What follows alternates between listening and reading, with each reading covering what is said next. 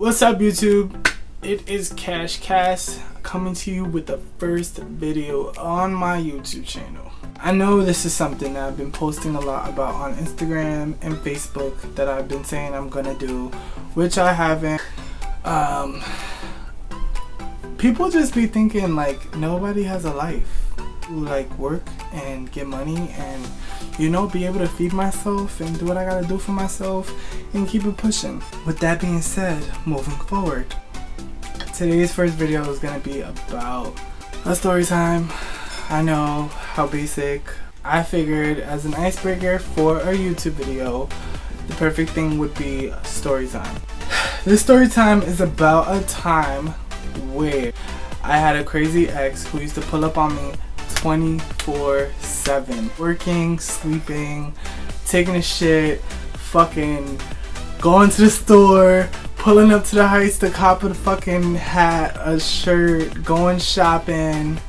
Dude, like, literally just, I want to call him Mr. Omega because, dude, you did the most. You didn't even do the most. You did the Omega to get to where I was at 24/7.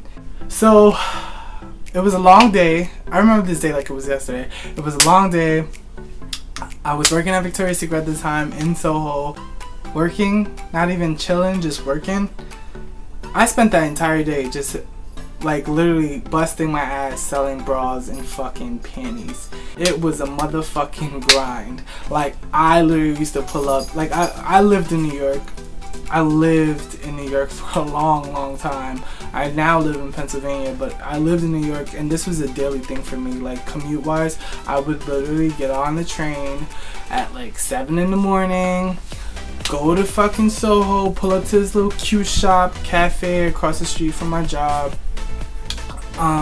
It's literally across the street from Victoria's Secret, right next to Ricky's.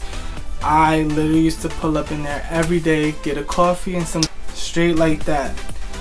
Pull up to my job, drink my coffee, chug that shit, just in order to wake the fuck up because I used to be a fuckboy and do random shit at night, stay up to like 4 in the morning knowing damn well I had work. Get ready. We had like this time, like not even time sheet, it was like this board on a wall that you literally had to like, I don't know, see what the other person was doing and where the store was at with their number. Go about my day. Now I get out to like fucking, I would pull doubles in this bitch. I was a workaholic. I deadass used to just like work. I mean I still do, but like, anyways, let me get to the motherfucking point. So at the end of the day, I pulled up, went home, had a fucking meeting at 6 AM the next day for a floor set. We're pulling up to my house.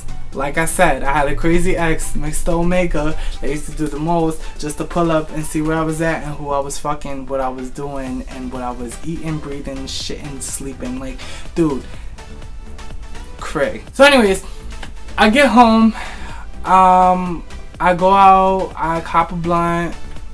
I'm gonna say cop a blunt because everybody cops a bag. Nah, I went to cop a fucking blunt. So I pulled up to my house, roll up, smoke, go in the norm, watching Netflix and just like talking shit with my best friend, this, that, and the third. So, mind you, the entire house goes to sleep. It's already like 1 in the morning. I'm still up doing fuckboy shit, but at the same time, I was worried about getting to this meeting at 6 AM the next day. So, after that, I'm on my phone and my boyfriend tells me, oh, I'm going out or whatever and I'm gonna be with such and such and we're gonna be doing this. I didn't ask you. I don't care where the fuck you're going and what you're doing. Okay, thanks for like being considerate and telling me, but I already know at this point that you're a fuckboy. So either if I say don't fucking go and stay home because you have better things to do with your life, you're still not gonna listen. So whatever. They just crazy as fuck. So I already knew he was gonna get to some crazy shit. I don't know what the fuck. Like, they just be doing the most. Omega fucking team. So whatever. I got some shit popped off where they went to chill and it was just messy. It was a messy ass scene. Everybody in the fucking crew was just doing too much. He just wanted to pull up and have a good time. So he said he copped some bud and he was smoking with his girls in Riverside, like this little bridge that you go see the water in Harlem. You get to it through the Heights. So he's fairly close to me. He was in the Heights, I was in the Bronx. You literally, all you had to do was cross the bridge from the Heights to the Bronx and walk like 2 blocks down, and you were literally at my house. I'm on the verge of going to sleep. I done brushed my teeth, I took a shower, I had my like midnight snack, I drank water. I was going to bed. Like, it was no telling me, oh, pull up, go outside, I'm outside, I want to see you for 5 minutes. No, nigga, I'm going to sleep. It's literally like almost 2 in the morning. I have to go to work and be there at 6 a.m. Not leave at 6 a.m. to be there. No, I literally had work at 6 a.m. These floor sets were serious too. Like, if you pulled up like 3 minutes late to these floor set meetings, you were looked at as like if you didn't give a fuck about your life. Fuck giving a fuck about the job. You did not give a fuck about your life. These were like a pledge allegiance to the fucking team.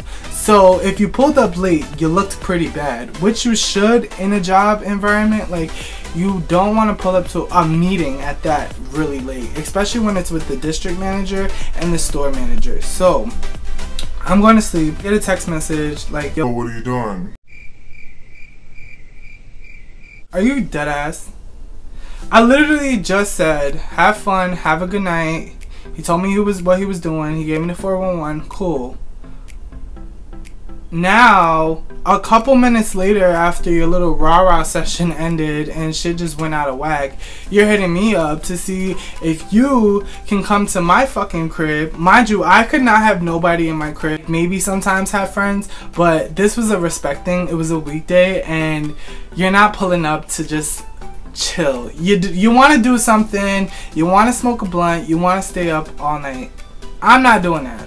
So he calls me. Like, I didn't say nothing after the text of what you're doing. So you're hitting me up. You're saying what you're doing. I'm not answering. You're getting frustrated. So you hit me up again. Oh, are you okay? Is everything good? Granted, you're concerned if I'm alright. I just told you I was gonna watch some TV to just hit me up whenever you, like, you know, whenever you could. You hit me up, nigga, it's already time to go to bed. It's past time to go to bed. I told you I had this meeting, and you still, like, hit me up. And what? He texting me again, and he said, "Are you okay? I'm just asking because I care, not because I want to be in your business." I never even said anything about my business. I never even said anything that you didn't care.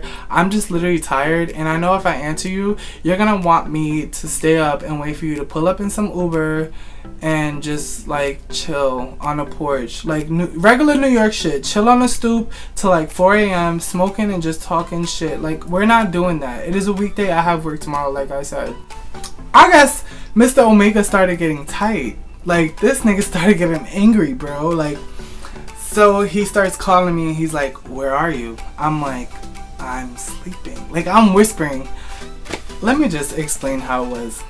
He called me and he was like, where are you? I'm like, I'm sleeping.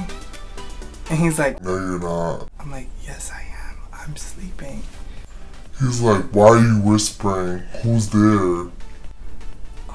No one. Everybody's sleeping, and I literally just don't want to wake nobody up.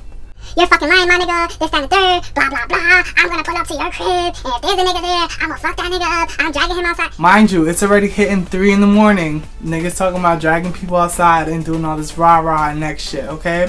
So, yo, like, I look back at this shit, and I'm like, did you deadass just answer this nigga when you could have just not fucking picked up the phone, went to sleep, went about your merry way to work? Anyways, so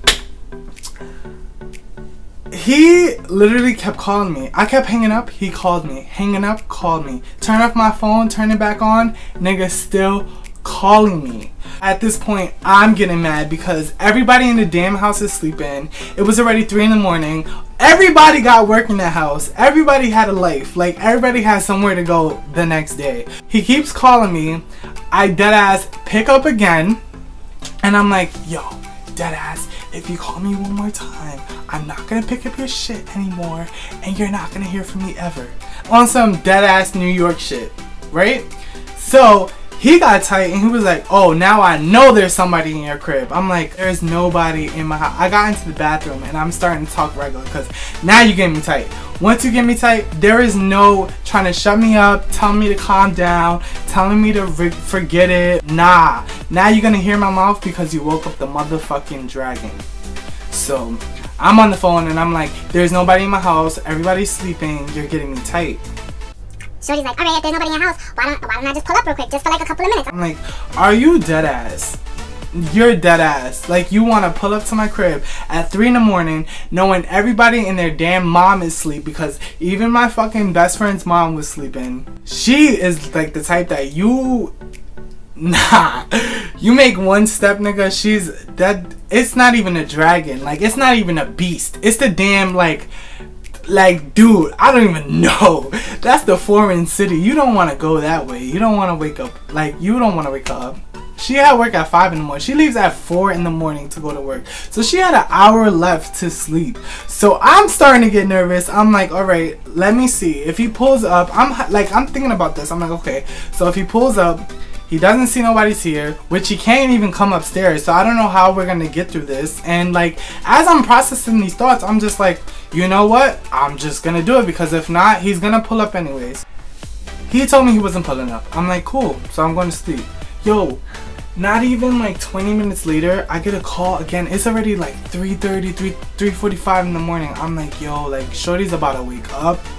I'm about to get in trouble. I'm about to get everybody in trouble. I'm about to get kicked the fuck out just because this dumbass fuck doesn't want to let me go to sleep and realize that I'm really not with nobody. I got a life. I ain't you. You want to be running the street. You know what I'm saying?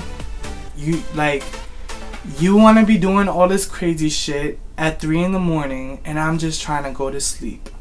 Trying to get this motherfucking bread and trying to keep it pushing. After that, he calling me and he's like, I'm on my way. And I swear to God, if somebody's there, I'm gonna fuck them up. You better be ready, because I'm gonna fuck you and him up. I'm like, yo, you're literally creating, like, there was no one there, but now you're creating this person that is like literally coming to life. It's like, you're making me believe I got somebody in the fucking house. Like, I'm like, hold up, wait, am I fucking bugging? Like, I gotta check the whole house. Like, yo, come on, like, I'm not bugging. There's that ass nobody here, my nigga. Like, now you making me delusional. Like, I'm asleep already. I'm already asleep at this time. I'm like, you know what? I'm fed up. I'm not doing this no more. Like, it was like, yo, you don't even respect the fact that people are sleeping in the house. You don't respect the fact that I'm telling you that I'm not doing nobody's home. It's just me and the people that live here. And I got work at fucking 5 in the morning. I gotta get up to get to work at 6. So, you're not respecting that? Now I'm getting real tight. So, he's talking about he coming over here. So I'm like, oh, you coming over here? I'm gonna give you something to fucking come over here with. 4. Now I'm getting tired just talking about it. I threw on some sneakers and some damn sweats and a tank top, and it was time to get it fucking in, because I'm not the type to be abusive when it comes to like fighting and arguing and stuff, but this was deadass some New York relationship. And I know that's a sad term to use, but like, in New York, these are the relationships that are titled New York relationship. Like, you're doing the most right now to see if someone's in my house. It's 3 a.m. Now you're getting me agitated, and I want to fight. Now I want to fight. Now I want to fight, because I don't know who the fuck you pulling up in the cab with. I lived in a dead end at the time, so there's not just random cars coming in and out. Like, if a car's coming, it's because they live there on the block, or someone's getting dropped off or picked up. So the cab starts coming, and like, my blood starts boiling. Mind you, I already, like, my best friend's little brother was already awake. So he heard me doing all this shit, arguing and shit. So he's already in the back of his mind like, yo, this nigga's about to scrap. I consider him a little brother, so like, I guess he felt shaky after he saw me getting shaky over the phone. So he starts getting dressed, and I'm just like, where the fuck are you going? Because I'm not in charge of no one. Like, at this point, you need to mind your business. Like, I'm going downstairs because I gotta handle something else. So I'm going downstairs. He's coming downstairs with me. This nigga is like a teenager. Like, I was a teenager, but he was a teen. Like, he was just joining high school. So he come downstairs with his phone. Yo, homie's phone was literally, hold on. Yo, we dead ass coming downstairs. This nigga, all I see is a flash behind me. Like, he's just like waiting, like, who's come zooming in, like pulling up to the window, driving around, like not even driving, but like literally that's how it looked, because this nigga was speeding to the other side of the car, the back of the car, trying to see who's coming out, like some damn paparazzi. So I'm just like, yo, this nigga, he's making me feel nervous, you know what I'm saying? So I open the door. Alright, so I be ODing sometimes. I open the door, I grab this nigga by his hoodie, ragged that shit up like a fucking ponytail, and just started hitting this nigga in his face, hitting him, just whacking this nigga. Like, I was not proud of myself, and I'm not proud of myself, so don't think like, oh, this nigga's mad proud of himself, he was beating somebody up defenseless. No, this nigga was ready to scrap too, because he didn't have nothing but a damn phone. He was lit as fuck, drunk as hell. So we fighting. He leaves all his, like, when he goes out, he leaves all his cards, his phone, well, his card, his cash, everything goes in the back of his phone case. So like, he puts in his phone case, that's his wallet. So we scrapping in the cab. The cab driver's like, hey, please slow down, stop, no fighting, I just need my money, I go. And I'm just like, nah, what? Like, I was literally saying every word as I'm hitting this nigga. Hey, wanna fucking pull up? Yo, I was so angry. I had work at 5 in the morning. I was like, you know what, I'm already awake, so I need to, like, you know, there needs to be a reason why I'm fucking awake. So I'm starting to hit this nigga like, I fucking can't stand you. The cab driver like starts driving a little bit while we're in the car, so I'm like, oh shit, bitch, hold up. Drag this nigga outside, dragged him onto the floor. He got up mad fast. I was shook. This was probably like my second fight in the world. This is the second time I fought ever. So he gets up. I'm looking at this nigga like, oh shit, what are you about to do? So he puts his hands up, and I'm like, oh, so we really scrapping now. Like, duh, Chris, what did you expect? You done fucking thrown a nigga in the damn cab. Like, so we about to scrap. My little brother, he was on the side fucking recording. This nigga screaming at me like, yo, you deadass got this nigga recording me? He deadass recording me? Are you deadass? He's recording me? Like, going off. But I'm just like, can you shut the fuck? Like, I'm trying to scrap, but I'm trying to scrap on the low. Like, nigga, I want to beat you up and go back upstairs. Like, so he's screaming. I'm just like, you know what? Fuck it. We being loud, we gonna be loud. So I started swinging, like, Nah.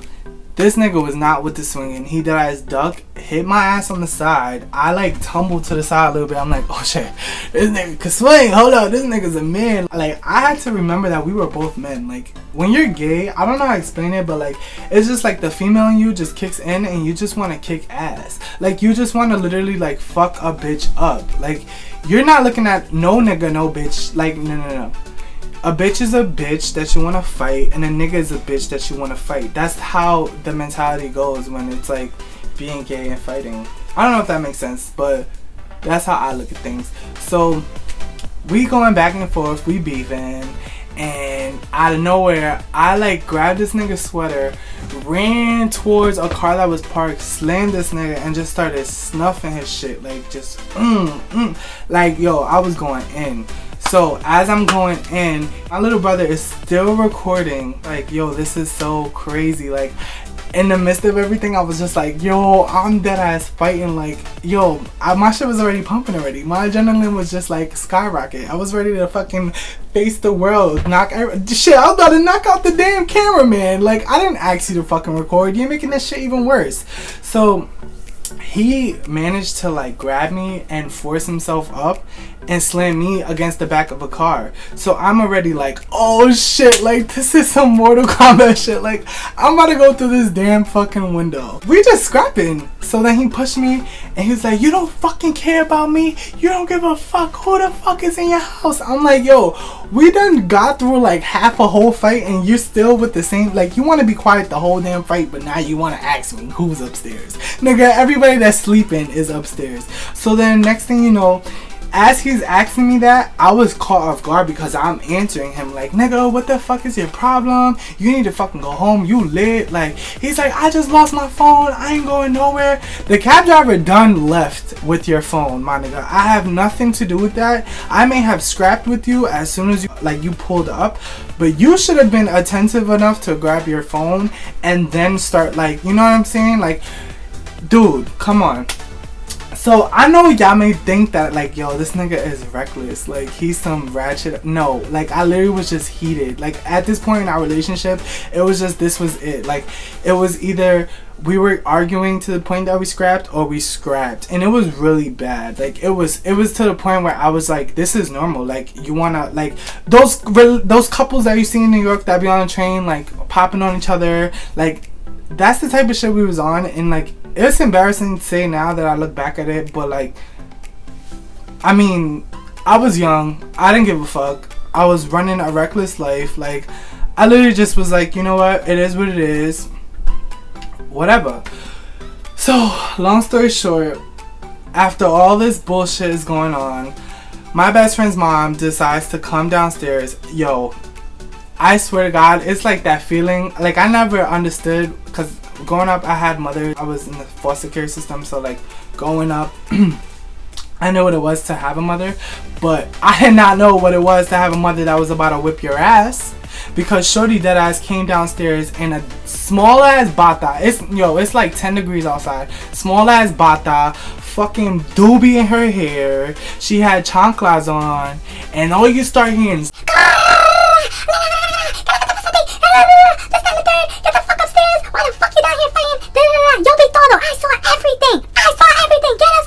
so I run upstairs and I just start, yo, bro, I don't know what got into me. Like, it was my fault that all this shit popped off, but when I got upstairs, I started hyperventilating because it was like, I had the adrenaline at the time, but after that I was like, oh shit, like, that I just fall over nothing, and like, I have work in like 3 hours, so I'm just like,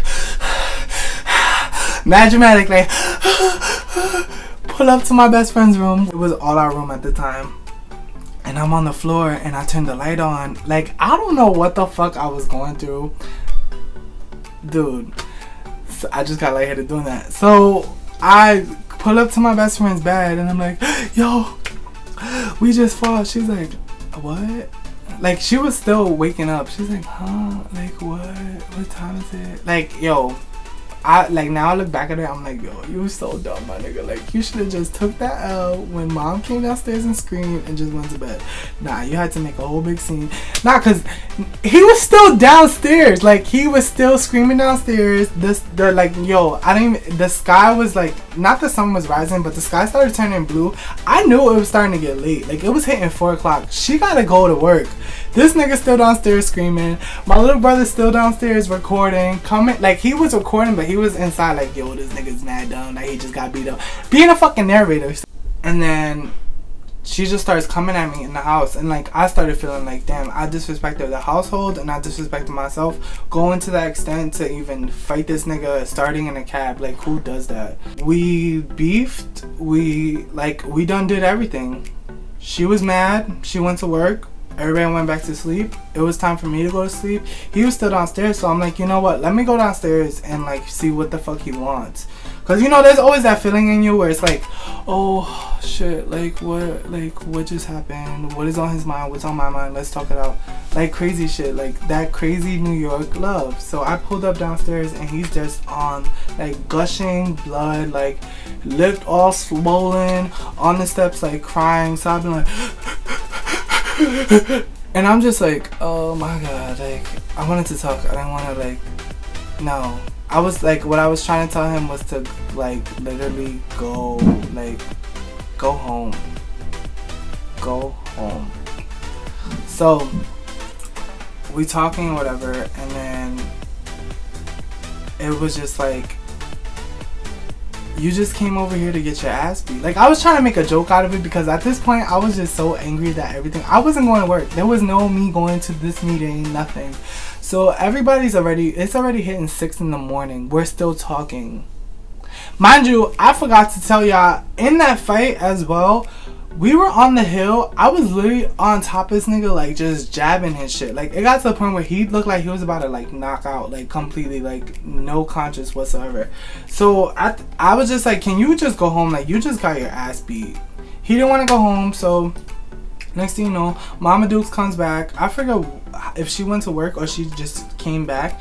We went to go wash clothes or we were going somewhere, and he was still in front of the house. And it was to the point where she was like, get in the car.